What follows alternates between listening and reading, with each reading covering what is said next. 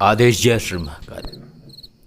हमारी बहुत रुचि थी कुछ रहस्यमय चीज़ों को जानने की, जिनमें से एक रहस्यमय विषय सदैव से ही हम सुनते आए हैं बहुत सारे लोगों से, जमीन का खजाना। तो विशेष रुचि थी इस जमीन के खजाने को समझने की और बहुत कुछ जाना।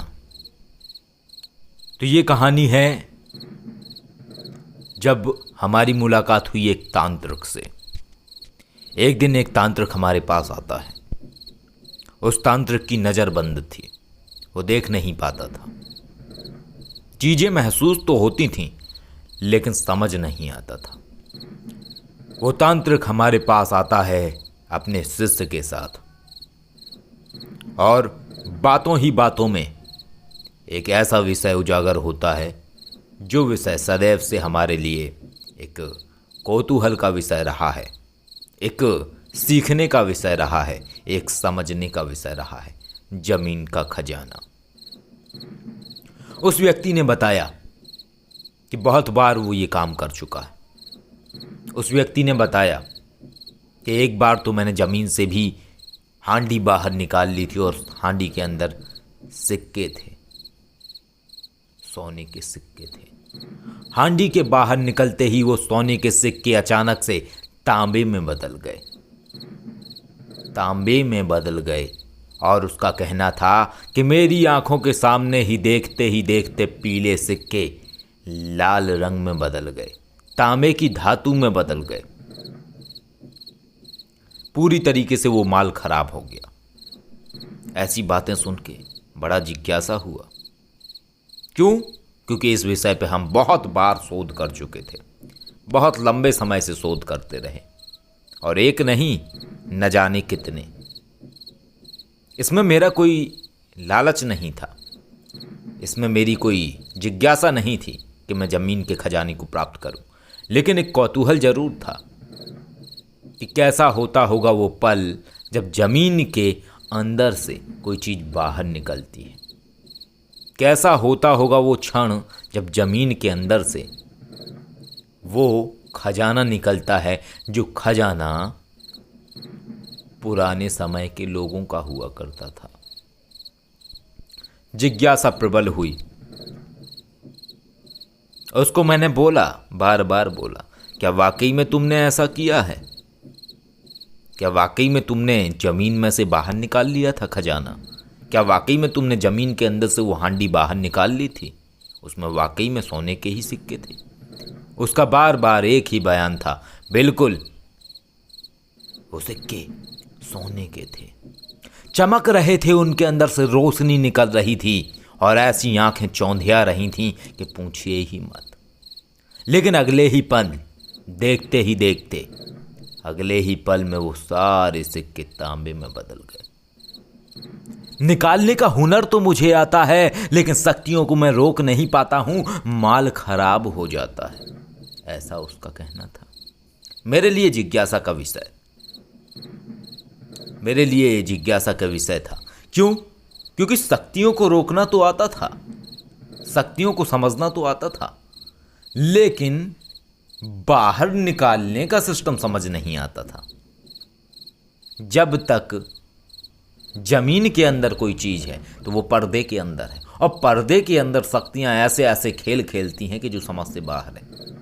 अब हमें एक ऐसा कारीगर मिल चुका था जिसका कहना था कि वो ज़मीन से खजाना बाहर निकाल देता है, वो ज़मीन के अंदर की चीज़ को बांध के खींच लेता है ऊपर। और उसका कहना तो ये भी था कि मैं ज़मीन के 10 फीट अंदर की चीज़ को भी खींच सकता हूँ और ज़मीन से खींच के उसको ऊपर खींच के बाहर निकाल सकता हूँ। और जब मैं खींचना शुरू करूँगा अपनी शक्ति से, तो धीरे धीरे धीरे धीरे उस जगह पे मिट्टी ऊपर की ओर उठना शुरू हो जाएगी। ऐसा लगने लगेगा जैसे ज़मीन के अंदर से कोई चीज़ बाहर निकलने वाली है, जैसे कोई लावा फटने वाला है, कोई ज्वालामुखी फटने वाला है और ज्वालामुखी के अंदर से लावा निकलेगा। हमारे लिए ये और कौतूहल का विषय।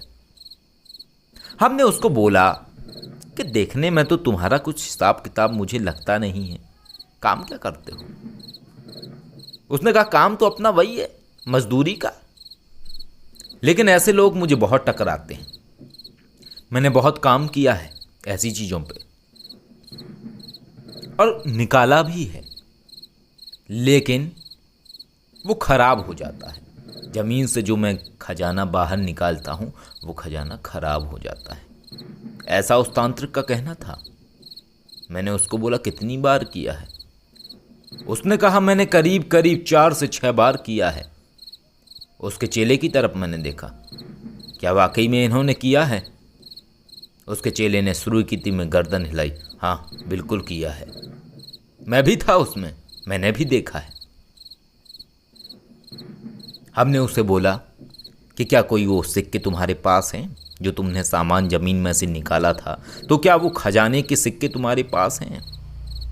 मैंने उसको बोला कि अगर तुम चाहो, तुम्हारे पास वो ख़राब सिक्के भी अगर हैं, तो तुम उन सिक्कों को गवर्नमेंट को दे सकते हो।